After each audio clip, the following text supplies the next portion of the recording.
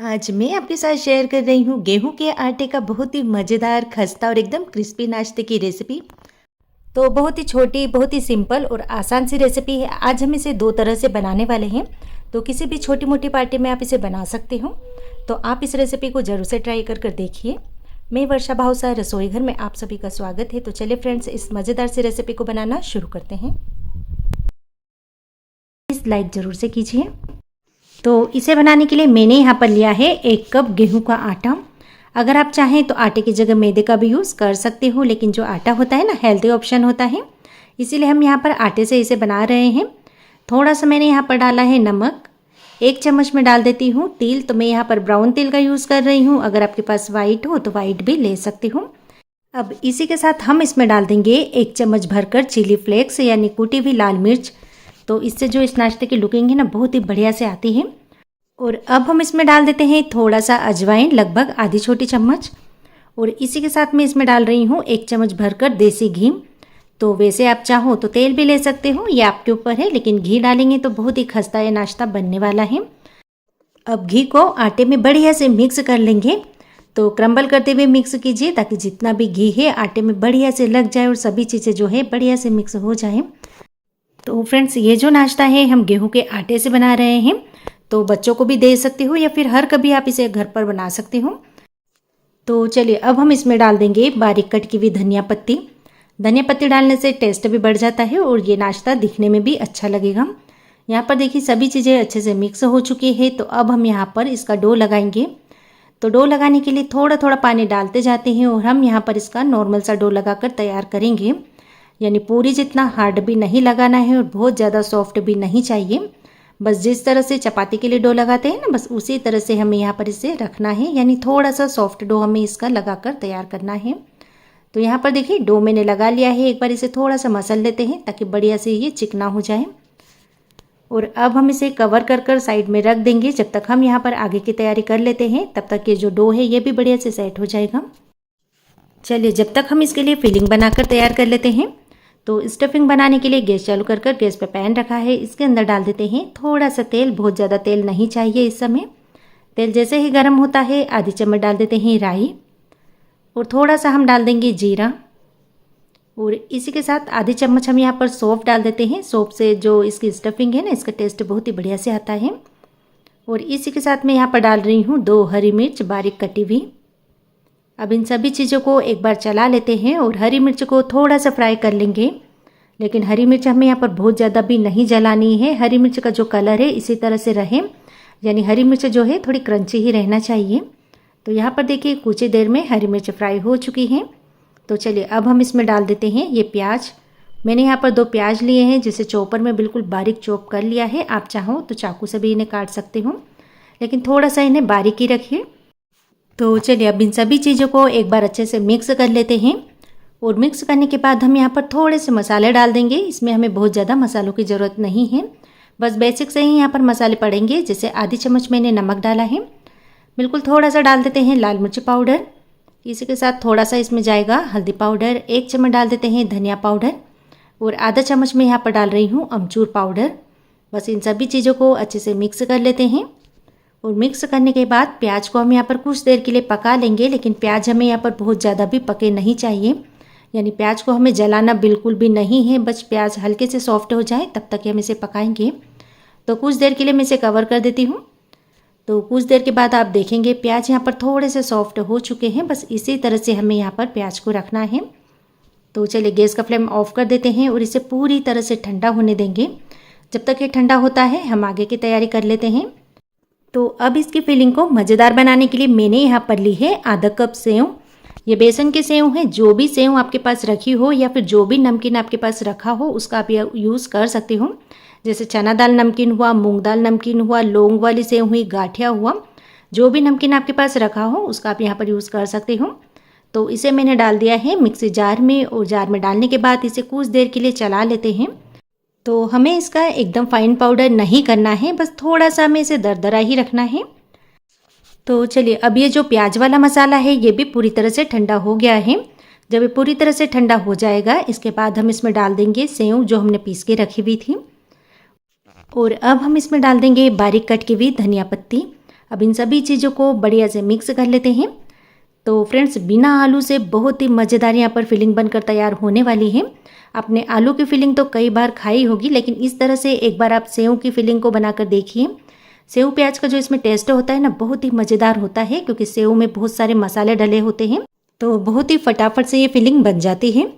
चलिए, आटा जो है ये भी बढ़िया से सेट हो चुका है, तो एक बार इसे फिर से मसल लेते हैं ताकि आटा हमारा अच्छे से चिकना हो जाए। आप देख सकते हैं ना फ्रेंड्स, मैंने इसे कितना सॉफ्ट रखा है। बस जिस तरह से रोटी के लिए डो लगाते हैं ना, बस उसी तरह से इसे रखना है। अब इस डो में से हम यहाँ पर रोटी जितना ही एक पेड़ा ले लेंगे। अब इसे उंगलियों की सहायता से थोड़ा सा बढ़ा लेते हैं। तो बीच में से तो थोड़ा मोटा रखें और आसपास के जो किनारे हैं वहाँ से इसे बढ़ाइए, ताकि नीचे से ये पतला नहीं हो। तो चलिए, अब हम इसमें डाल देंगे ये चटपटा सा मज़ेदार मसाला, और बस कचौरी जैसा ही हम इसे पैक कर लेंगे।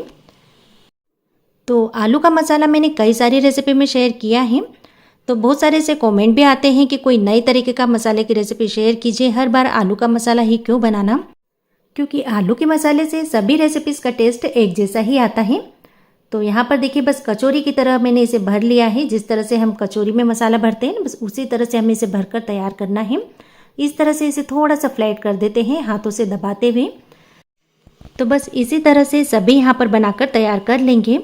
तो अब बारी है इन्हें फ्राई करने की। तो इसके लिए मैंने तेल को पहले से ही गर्म करने रख दिया था। आपने देखा ना, तेल हमें यहाँ पर बिल्कुल मीडियम सा गर्म चाहिए। बहुत ज़्यादा तेज़ गर्म तेल में हम इन्हें फ्राई नहीं करेंगे, नहीं तो एकदम से ये लाल हो जाएंगे और अंदर से ये कच्चे रहेंगे, क्योंकि हमने इन्हें गेहूँ के आटे में बनाया है।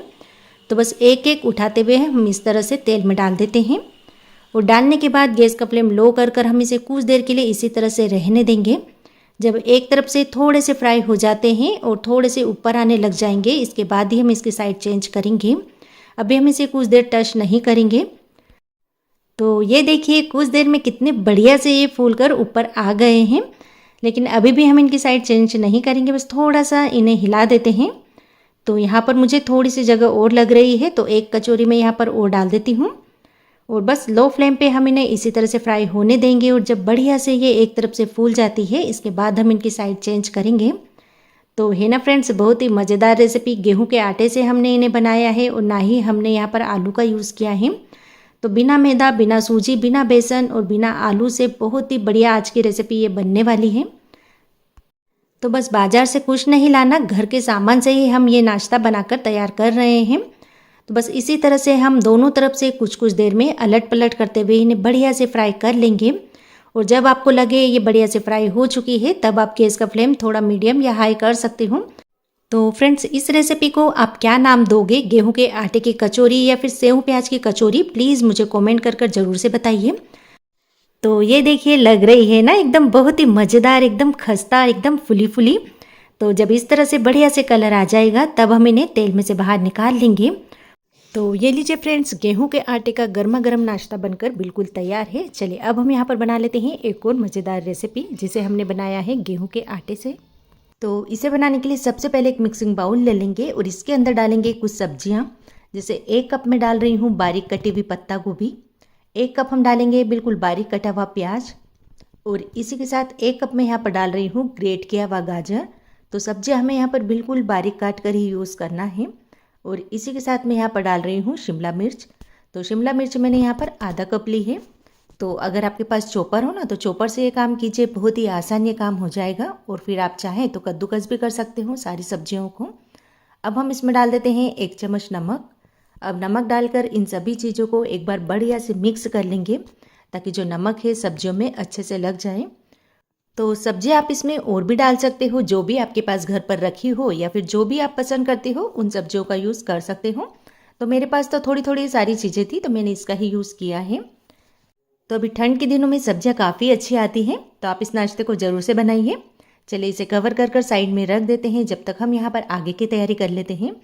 तो एक बाउल में मैं यहाँ पर डाल रही हूँ गेहूँ का आटा। अगर आपके पास गूंथा हुआ गेहूँ का आटा हो तो आप उसका भी यूज़ कर सकते हो। इसी के साथ मैंने यहाँ पर 1 चम्मच नमक डाला है, और 2 चम्मच हम डाल देते हैं देसी घी। तो मैं यहाँ पर आटा लगा ही रही थी, तो इसलिए मैंने यहाँ पर थोड़ा सा घी का यूज़ किया है। अगर आपके पास फ्रिज में लगा हुआ आटा हो तो उसका भी आप यहाँ पर यूज़ कर सकते हो। और जैसा कि मैंने यहाँ पर आटे में घी का यूज़ किया है, आप चाहो तो यहाँ पर ऑयल का भी यूज़ कर सकते हो। अब थोड़ा थोड़ा पानी डालकर हम यहाँ पर इसका नॉर्मल सा डो लगाकर तैयार करेंगे। जिस तरह से हम चपाती के लिए डो बनाते हैं ना, बस उसी तरह से हमें यहाँ पर इसका आटा लगाकर तैयार करना है। ना बहुत ज़्यादा हार्ड और ना ही बहुत ज़्यादा सॉफ्ट चाहिए। ये देखिए, इसका आटा मैंने लगाकर तैयार कर लिया है। चलिए इसे कवर कर देते हैं और कवर कर कर इसे साइड में रख देंगे जब तक हम यहाँ पर आगे की तैयारी कर लेते हैं। तो सब्जियों को चेक कर लेते हैं। इसे रखे हुए भी थोड़ा समय हो चुका है। तो सब्जियों में हमने थोड़ा सा नमक डालकर छोड़ा था, तो आप देख सकते हो यहाँ पर कितना सारा पानी निकल गया है। तो बस इस तरह से हाथों से दबाते हुए इसका सारा पानी अलग कर लेंगे ताकि हमें नाश्ता बनाने में आसानी रहे। तो अच्छे टाइट हाथों से आप सारा पानी अलग कर लीजिए। तो फ्रेंड्स, इस पानी को फेंकना नहीं है। अगर आप चाहो तो जो हमने अभी आटा लगाया था ना, तो इसी पानी से आप आटा लगा लीजिए, या फिर आप इसे किसी सब्जी में डाल सकते हो, या इसका यूज़ ग्रेवी बनाने में भी कर सकते हो। तो इसका यूज़ ज़रूर से कीजिए, इसे फेंकिए नहीं।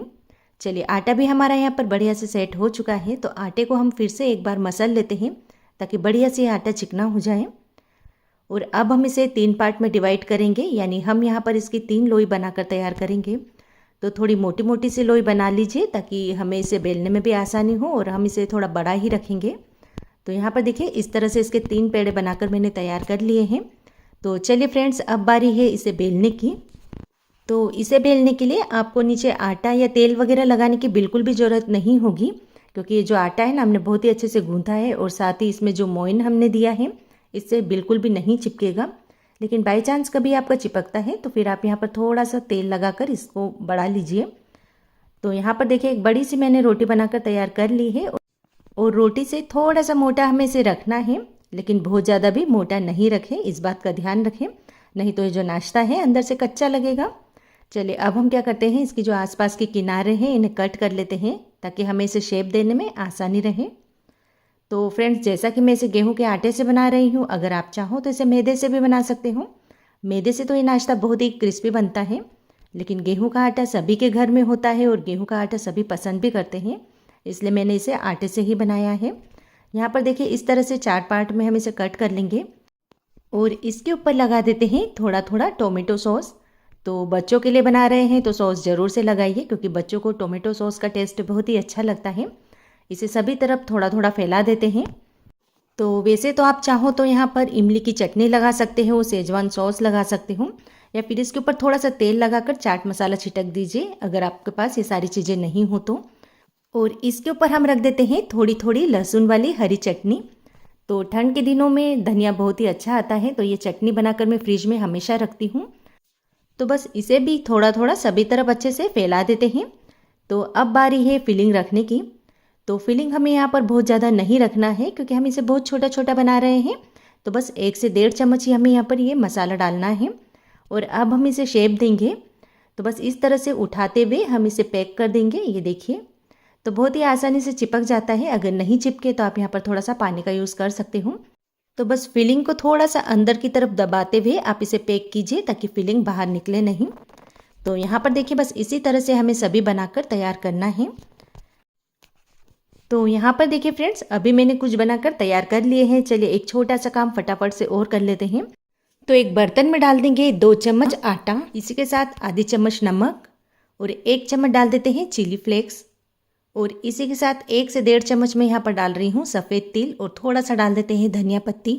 इन सभी चीज़ों को बढ़िया से मिक्स कर लेते हैं, और थोड़ा थोड़ा पानी डालकर हम यहाँ पर इसका थोड़ा पतला बैटर बनाकर तैयार कर लेंगे।